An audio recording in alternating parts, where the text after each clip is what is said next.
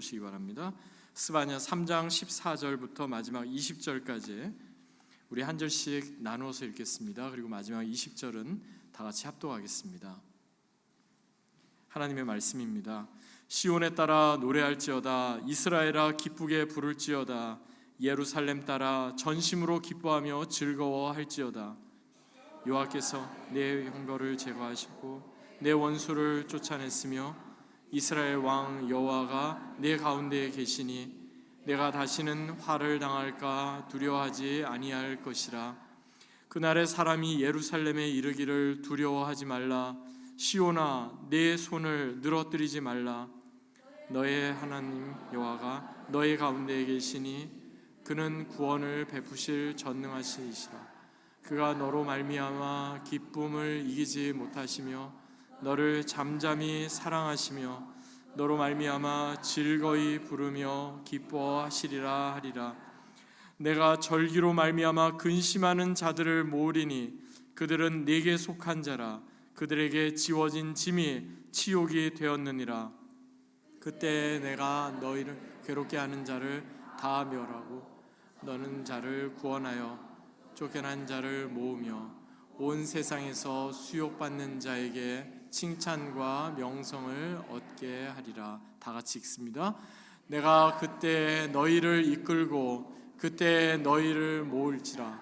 내가 너희 목전에서 너희의 사로잡힘을 돌이킬 때 너희에게 천하 만민 가운데서 명성과 칭찬을 얻게 하리라. 여호와의 말이니라. 아멘. 하나님의 크신 은혜와 평강이 오늘 예배의 자리에 함께하신 여러분과 여러분의 가정에 충만하게 더해지시기를 주의 이름으로 간절히 축원합니다. 이 본문을 중심으로 여호와가 너희 가운데에 계시니, 여호와가 너희 가운데에 계시니라는 제목으로 함께 하나님 말씀 나누겠습니다. 여러분 기쁘십니까? 네. 즐거우십니까? 네. 그런데 여러분 기쁨과 즐거움이 조금 다르다는 것 혹시 알고 계십니까? 뭐 기쁜 거나 즐거운 거나 즐거운 거나 기쁜 거나 뭐 거기서 거기지 뭐가 달라요 그렇게 할지 모르는데 그게 좀 다릅니다.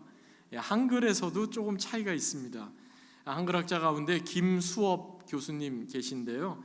이분은 국어 교육학을 오랫동안 가르쳤던 한글 학자이시고요. 나중에 이제 대구 캐톨릭 대학교의 총장을 역임하기도 하셨습니다. 총장으로 은퇴하신 후에는 우리말 교육대학원이라는 곳에 원장으로 이렇게 재직을 하면서 이제 우리말의 좋은 뜻, 또 우리말의 아주 중요한 그런 의미를 이렇게 계속해서 사람들한테 알리는 그런 일을 감당하신 분입니다. 한마디로 한글 전도사 뭐 그렇게 생각할 수 있습니다. 이분이 모 일간지에 오랫동안 칼럼을 쓰셨어요. 그 칼럼이 이제 제목이 이래요. 말뜻 말맛. 그러니까 말의 뜻이 뭐고 그 말의 맛이 무엇인가 그걸 알려주는 칼럼인데요. 오늘 말씀 설교와도 좀 연관이 있어서 잠시 인용해 보겠습니다. 국어사전에서 기쁘다를 찾으면 마음에 즐거운 느낌이 나다. 즐겁다를 찾으면 마음에 거스림이 없이 흐뭇하고 기쁘다로 되어 있다. 기쁘다와 즐겁다가 같은 뜻을 지녔다는 소리다. 그러나 이 두 말은 느낌이 오는 그 뿌리에서부터 서로 다르다. 좋다는 느낌의 뿌리가 마음 깊은 곳에 박혀서 몸으로 밀고 나오면 그것은 기쁜 것이다.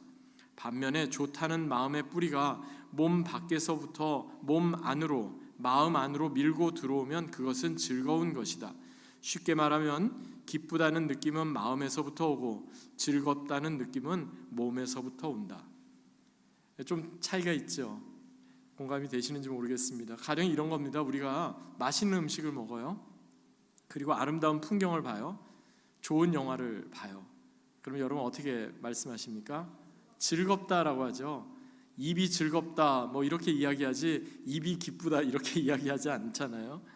반면에 우리가 갑자기 이렇게 좀 어려움 가운데 있는 분들, 그런데 수술을 이렇게 잘 받고 회복 중에 계시다는 이야기를 듣고, 또 이제 우리 군대 간 자녀가 건강하게 이제 군복무를 잘 마치고 이렇게 집으로 돌아왔다. 그럴 때 우리는 어떻게 이야기합니까?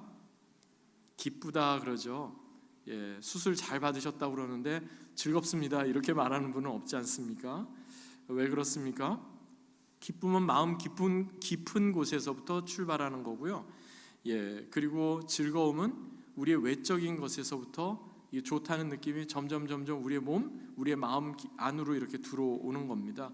제가 말씀을 시작하면서 기쁨과 즐거움에 대해서 여러분에게 말씀드리는 이유는 바로 대림절 세 번째 주일, Third Sunday of Advent의 주제가 기쁨이기 때문에 그렇습니다. 여러분 강단 앞에 보면 애드벤트 캔들이 이렇게 켜 있죠. 그런데 캔들 색깔이 다 똑같지가 않고 세 개는 보라색인데 하나는 분홍색이지 않습니까? 그 분홍색이 바로 기쁨을 뜻합니다. 예수님으로 인해서 우리에게 가져다 주시는 그 기쁨은 우리의 어떤 감각, 오감으로 우리에게 전해져 오는 그 좋다는 느낌이 아닌 겁니다. 우리의 마음 깊은 곳에서부터 점점 충만해져서 우리의 몸으로 우리의 주변으로 흘러나가는 겁니다. 그래서 여러분 상황도 좋고 형편도 좋아서 우리가 기뻐할 수 있지만 상황이 어렵고 형편도 안 좋고 정말 소망될 만한 것이 아무것도 없는 상황 가운데서도 우리 그리스도인들은 기뻐할 수 있습니다. 왜 그렇습니까? 그 기쁨은 예수님으로부터 우리 마음에서부터 시작하는 거기 때문에 그렇습니다. 그래서 성경에 보면요, 빼앗기지 않는 기쁨이라는 말이 나와요. 빼앗기지 않는 기쁨. 여러분 기분 좋은 일이 있어가지고 기뻐하다가 갑자기 어느 한순간 열받아가지고 기쁨이 빼앗겨지면 여러분 그 기쁨은 근원이 어디서부터 출발하는 겁니까? 마음에서부터 출발하는 기쁨이 아닌 거예요. 그 기쁨은 상황과 환경에 따른 기쁨인 거예요. 그런데 신약 성경에 빼앗기지 않는 기쁨은 뭐냐면 상황과 환경이 좋으면 좋겠지만 그렇지 않아도 그 기쁨을 빼앗기지 않는 거예요. 우리가 건강하면 좋겠지만 우리가 병에 들어도 기쁨을 빼앗기지 않는 거예요. 우리가 사업이 잘 되면 좋겠지만 사업에 어려움이 있어도 그 기쁨을 빼앗기지 않는 거예요. 우리의 자녀들이 정말 좋은 학교에 진학하고 좋은 직장 얻고 결혼해서 잘 살면 좋겠지만 살다 보면 어려움이 있잖아요. 그래도 빼앗기지 않는 것, 그것은 우리의 외적인 환경에 다른 것이 아니라 우리 마음 깊은 곳에서부터 예수님으로부터 출발하는 기쁨이기 때문에 가능한 것입니다. 기쁨을 생각할 때 우리가 자주 생각하게 되는 성경 구절이 있습니다. 바로 데살로니가전서 5장 16절부터 18절 말씀입니다. 항상 기뻐하라, 쉬지 말고 기도하라, 범사에 감사하라. 외우시는 분이 많이 계시네요. 그런데 그 뒤에 18절 하반절에 이런 말씀이 있어요. 이는 그리스도 예수 안에서 너희를 향하신 하나님의 뜻이니라. 여러분 하나님의 뜻이 뭔지 분명히 성경은 말씀하고 있습니다. A를 선택할까요? B를 선택할까요? 그거를 알려주세요. 이게 하나님의 뜻이 아니에요. 하나님의 뜻, 우리를 향하신 분명한 하나님의 뜻은 기뻐하는 거고요, 쉬지 말고 기도하는 것, 즉 하나님과 영적인 교통함 가운데 있는 거고요, 그리고 범사에, 즉 모든 순간 모든 상황에 감사하는 거라고 말씀합니다. 이건 불가능할 것 같지만 불가능하지 않습니다. 왜냐하면 외적인 환경에 달려있는 게 아니기 때문에 그렇습니다. 우리 내면 깊은 곳에서부터 출발하는 그 기쁨이기 때문에, 우리 내면 깊은 곳에서부터 출발하는 감사이기 때문에 환경이 좋든 상황이 좋든 나쁘든 상관없이 우리는 기뻐하며 감사하며 기도를 지속할 수가 있는 것입니다. 그래서 사도 바울은요, 감옥에 갇혀서 고난 가운데 있으면서도 빌립보 교회 성도들을 향해서 기쁨을 이야기하고 있어요. 너무나 기쁘다고 말하는 거예요. 말도 안 되는 얘기잖아요. 그런데 기쁨을 이야기해요. 왜냐하면 그 기쁨은 외적 환경이 아니라 그의 내면 예수 그리스도의 복음에서부터 출발하는 거기 때문에 그래요. 또한 고린도 후서 12장 10절을 보니까 내가 그리스도를 위하여 약한 것들과 능욕과 궁핍과 핍박과 곤란을 기뻐하노니 이는 내가 약할 그때에 곧 강함이니라 말씀했어요. 여러분 아멘 하는 거 쉽지 않아요. 약한 것은, 부끄러운 것은 감추려고 하는 것이 우리 인지상정이에요. 그런데 자신의 약함과 능욕과 궁핍과 핍박과 곤란을 기뻐한대요. 이게 어떻게 가능할까요? 그 모든 출발이 나로부터 비롯되는 것이 아니에요. 비록 나는 약해도 바로 그 약한 그때 하나님이 역사하셔서 강함을 경험할 수 있기 때문에 그런 거예요. 또 그 유명한 로마서 5장 3절 4절에는 이런 말씀이 나와요. 다만 이뿐 아니라 우리가 환난 중에도 즐거워하나니 이는 환난은 인내를, 인내는 연단을, 연단은 소망을 이루는 줄 알미로다. 여기 즐거워하나니라고 개역개정 성경에는 번역이 되어 있지만 공동번역 성경에 보면 이것이 기뻐하나니 이렇게 번역이 되어 있어요. 그냥 외적 환경에 따른 그 즐거움이 아니다는 것을 이야기하는 거죠. 그렇습니다. 모든 기쁨의 근원은요, 우리의 환경과 상황에 달려 있지 않습니다. 제가 다시 여쭤보겠습니다. 여러분 기쁘십니까? 아멘. 여러분 즐거우십니까? 네, 즐거울 때도 있고 안 즐거울 때도 있어요. 하지만 우리는 기뻐할 수 있습니다. 오늘 본문이 우리에게 전해주는 메시지도 동일합니다. 오늘 본문인 스바냐서 3장은 특별히 대림절 세 번째 주일에 그 렉셔너리 본문, 성서 일과의 본문인데요. 오늘 본문인 스바냐서를 기록한 스바냐 선지자는요, 그 사람이 유대 왕족 출신이에요. 로얄 패밀리였어요. 오랫동안 침묵의 시대라고 알려진, 하나님의 말씀이 전혀 선지자에게 들려지지 않았던 그러한 침묵의 시대가 한참의 시간이 지나고 나서 하나님께서 스바냐에게 말씀을 하세요. 그가 하나님의 말씀을 받기까지 그는 예루살렘과 유다, 특별히 예루살렘 안에서 사람들의 그릇된 형태와 그릇된 모습들을 보면서 너무나 상심하고 너무나 낙심했던 그런 사람이었어요. 이 스바냐라는 히브리어의 이름은요, 좀 특별합니다. 그렇게 좋은 뜻은 아닌 것 같아요. 여호와께서 숨기시다, 이게 스바냐예요.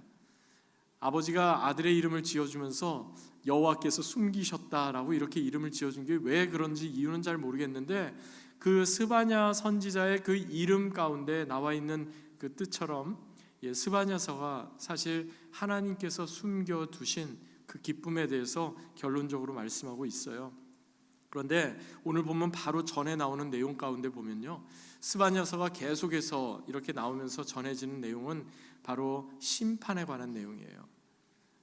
욤 아도나이, 여호와의 날이라고 이렇게 되어 있는데, 그것은 한마디로 말하면 둠스데이예요. 심판의 날이에요. 심판의 날인 여호와의 날에 이스라엘과 유다 백성들은 그들을 압제하던 이방의 모든 민족들이 심판을 받고 다시금 그들이 역사의 중심 무대에 설 거다, 이렇게 생각을 했어요. 그런데 하나님 말씀을 곰곰이 살펴보니까 하나님을 모르는 이방 백성들만 심판을 받는 게 아니다 말씀하는 거예요.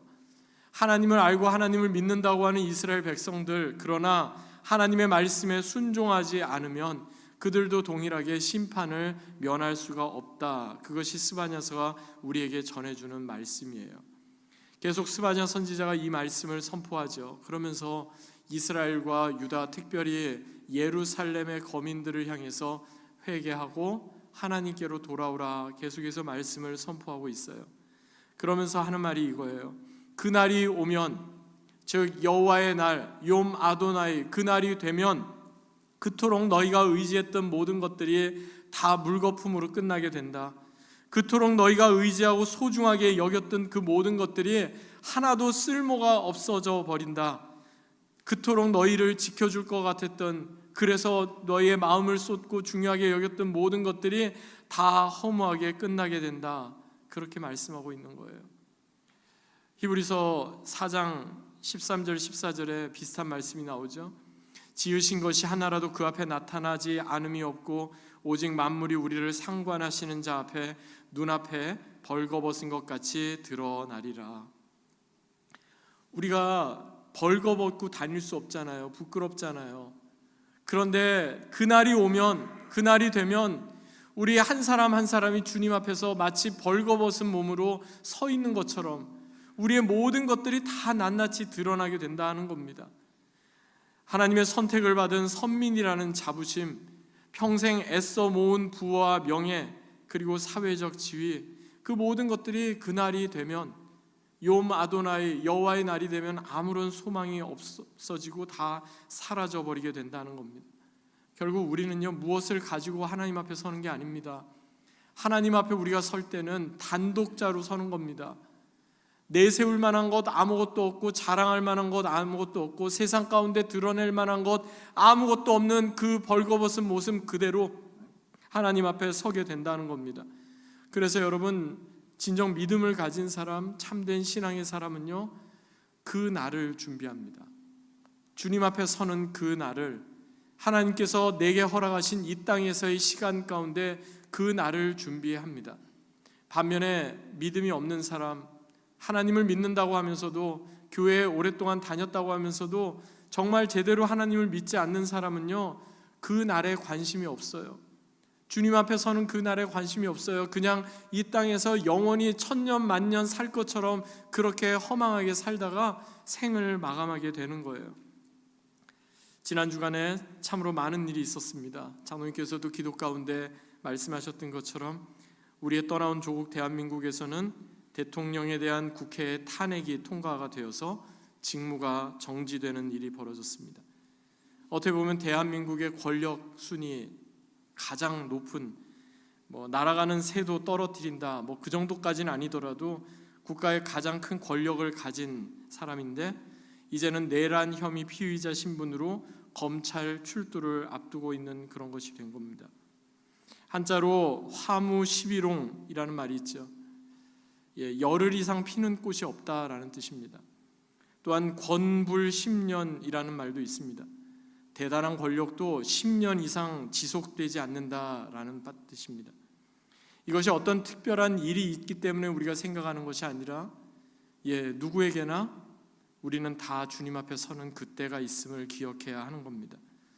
지금 스바냐 선지자가 바라보고 있는 유다와 예루살렘의 형편이 바로 이와 같았다는 겁니다.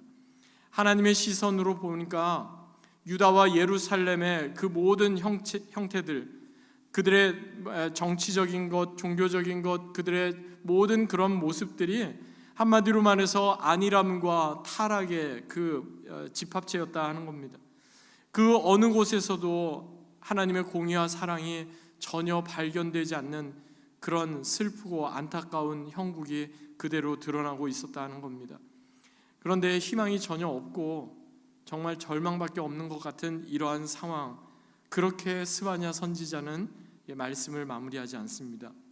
오늘 본문의 내용을 보니까요, 절망으로 끝나지 않고 오히려 기쁨을 이야기하고 즐거움을 이야기하고 소망을 이야기하고 있습니다. 본문이 시작되는 14절부터 16절 말씀 보시겠습니다. 시온에 따라 노래할지어다, 이스라엘아 기쁘게 부를지어다, 예루살렘 따라 전심으로 기뻐하며 즐거워할지어다. 여호와가 내 형벌을 제거하였고 내 원수를 쫓아냈으며 이스라엘의 왕 여호와가 내 가운데 계시니 내가 다시는 화를 당할까 두려워하지 아니할 것이라. 그날에 사람이 예루살렘에 이르기를 두려워하지 말라, 시온아 내 손을 늘어뜨리지 말라. 여기 본문에 보니까요, 분명히 상황은 절망이고 아무런 소망이 전혀 없는데 기뻐하라, 노래하라, 전심으로 기뻐하며 즐거워하라, 두려워하지 말라, 이렇게 지금 말씀하고 있잖아요. 그 이전까지 스바냐 선지자가 정말 피 끓는 심정으로 여호와의 날, 요마도나이, 둠스데이, 심판에 대해서 계속해서 말씀을 했는데 왜 갑자기 스바냐 선지자의 그 메시지가 노래하라, 즐거워하라, 기뻐하라, 그리고 두려워하지 말라, 이렇게 갑자기 그 메시지가 바뀐 겁니까? 스바냐 선지자의 마음이 바뀌어서 그런 게 아닙니다. 선지자는 모름지기에 하나님께서 주신 말씀만 증거하고 선포하도록 되어 있는 사람입니다. 하나님께서 스바냐 선지자로 하여금 절망과 어두움 가운데 있는 백성들에게 지금 이렇게 선포하게 하신 겁니다. 노래하라고, 기뻐하라고, 기쁘게 부르라고, 즐거워하라고, 두려워하지 말라고 이렇게 말씀을 선포하게 하신 겁니다. 그 이유가 무엇입니까? 그 이유가 오늘 본문에 나와 있습니다. 본문 17절 보시겠습니다. 우리 같이 한번 읽어보겠습니다. 시작. 너의 하나님 여호와가 너희 가운데 계시니 그는 구원을 베푸실 전능자이시라. 그가 너로 말미암아 기쁨을 이기지 못하시며 너를 잠잠히 사랑하시며 너로 말미암아 즐거이 부르며 기뻐하시리라 하리라. 제가 다시 한번 봉독하겠습니다. 너의 하나님 여호와가 너의 가운데에 계시니 그는 구원을 베푸실 전능자이시라. 그가 너로 말미암아 기쁨을 이기지 못하시며 너를 잠잠히 사랑하시며 너로 말미암아 즐거이 부르며 기뻐하시리라. 그 이유가 여기 있습니다. 우리의 하나님 여호와께서 지금 어디에 계십니까? 우리 가운데 계십니다. 그런데 그 우리 하나님 여호와께서 우리 가운데 계실 뿐만 아니라 우리에게 구원을 베푸실 전능자가 되어 주십니다. 그리고 우리로 하여금 우리의 모나고 부족하고 실수 많은 우리를 하나님께서 너무 기뻐하신대요. 그런데 그 기쁨이 보통의 기쁨이 아니에요. 너무 기뻐서 그 기쁨을 이기지 못할 정도로 기뻐하신대요. 또한 우리가 잠자고 우리가 하나님을 모르는 그 순간에도, 하나님을 까마득히 잊어버린 그 순간에도 우리를 잠잠히 사랑하신대요. 그리고 우리 때문에 즐거이 부르고 하나님이 기뻐하신대요. 할렐루야. 그래서 우리에게 소망이 있습니다. 예수님께서 이 땅의 기쁨의 근원으로 우리 가운데 임하셨다는 것은 바로 이런 뜻입니다. 그 기쁨의 근원 되신 예수님께서 우리 가운데 계시고 지금도 우리를 잠잠히 사랑하시고 우리에게 구원을 베풀어 주시는 분이시기에 비록 형편은 어렵고 건강도 안 좋고 비즈니스도 어렵고 자녀들도 문제가 많은 것 같고 그렇더라도 우리는 기뻐할 수 있는 것입니다. 어지럽기 이를 데 없는 혼돈의 시대, 폭력과 착취가 일상이 되어가는 시대, 하나님을 이야기하면서도 정작 하나님은 뒷전이고 욕망이 신처럼 군림하는 시대, 하나님의 뜻을 구하는 이들, 그런데 정작 중요할 때는 자신의 뜻을 앞세우는 그런 이들, 하나님의 말씀을 이야기하면서도 나의 목소리를 높이는 그런 사람들. 오늘날 우리가 신앙생활을 하면서도 우리 주변에 이런 모습들이 얼마나 많습니까? 세상 곳곳에 정말 탄식과 한탄과 절망과 좌절의 모습들만 가득 채워진 것 같지 않습니까? 그럼에도 불구하고 우리는 기뻐할 수 있습니다. 여호와 하나님께서 우리 가운데 계시기 때문입니다. 여호와 하나님께서 오늘 예배하시는 여러분 가운데 계시고 여호와 하나님께서 여러분의 가정과 여러분의 자녀들 가운데 계시고 여러분의 모든 삶에 여호와 하나님께서 함께 하십니다. 이제 말씀을 맺겠습니다. 정진규 시인이라는 분이 계신데요, 이분이 쓴 유명한 시 가운데 별들의 바탕은 어두움이 마땅하다라는 시가 있습니다. 제가 한번 인용해 보겠습니다. 별들의 바탕은 어둠이 마땅하다. 대낮에는 보이지 않는다. 지금 대낮인 사람들은 별들이 보이지 않는다. 지금 어둠인 사람에게만 별들이 보인다. 지금 어둠인 사람들만 별들을 낳을 수 있다. 지금 대낮인 사람들은 어둡다.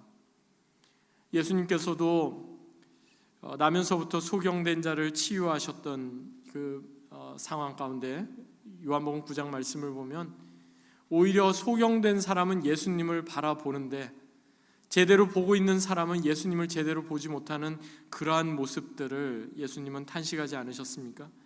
그러면서 예수님께서 예수님 비난하고 조롱했던 바리새인들을 향해 너희가 소경되었더라면, 즉 소경이라고 보지 못한다고 했더라면 죄가 없지만 오히려 지금 본다고 하니까 너희 죄가 그대로 있다, 이렇게 말씀을 하셨습니다. 예수님의 말씀도 역설이고 이 시의 내용도 참으로 역설입니다. 지금 화내서 모든 게 다 보인다고 하는 사람은 정작 중요한 것을 보지 못한다는 겁니다. 오히려 지금 어두움 가운데 있고 절망 가운데 있고 아무것도 보이지 않는다고, 모든 것이 지금 막혀 있다고 여겨지는 그런 사람이 오히려 제대로 된 것을 볼 수 있다, 하늘의 별을 볼 수 있다, 그렇게 이야기하는 겁니다. 내가 자랑거리가 많고 의로움과 거룩함과 내세울 거리가 많은 그런 사람이 아니라 자랑할 것도 아무것도 없고 맨날 실패하고 좌절하고 절망 가운데 있는, 내세울 것 아무것도 없는, 그래서 일명 별 볼 일 없는 그런 사람이 오히려 하늘의 별을 볼 수 있다, 지금 그렇게 시인은 이야기하는 겁니다. 그렇습니다. 우리가 사는 세상은 어둡습니다. 아니, 앞으로 점점 더 어두워질 겁니다. 그럼에도 불구하고 우리가 기쁨을 빼앗기지 않는 이유는 기쁨의 근원이 우리가 아니라 예수님이시기 때문입니다. 그 기쁨의 근원 되신 예수님께서 우리와 함께하고 계시기 때문입니다. 그 예수님께서 우리와 함께 하셔서 만물을 새롭게 하시고 온전케 하실 바로 그날을 우리는 기다리는 사람들입니다. 특별히 우리가 대림절을 보내면서 이 애드벤트 리터지컬 컬러를 우리가 퍼플로 이렇게 강단을 장식을 하는데요, 이 보라색 퍼플 이 컬러의 의미는요, 기다림이라는 의미와 돌이킴이라는 의미가 함께 담겨 있습니다. 그러니까 우리가 그동안 그릇된 방향을 향해 나아갔다면 이 대림절 기간 그냥 마냥 기뻐하는 것이 아니라 올바른 방향으로 주님께로 나아감으로 우리는 다시 한번 그 방향을 새롭게 해야 하는 겁니다. 대림절을 보내면서 우리의 몸과 마음가짐을 다시 한번 다듬어 가십시다.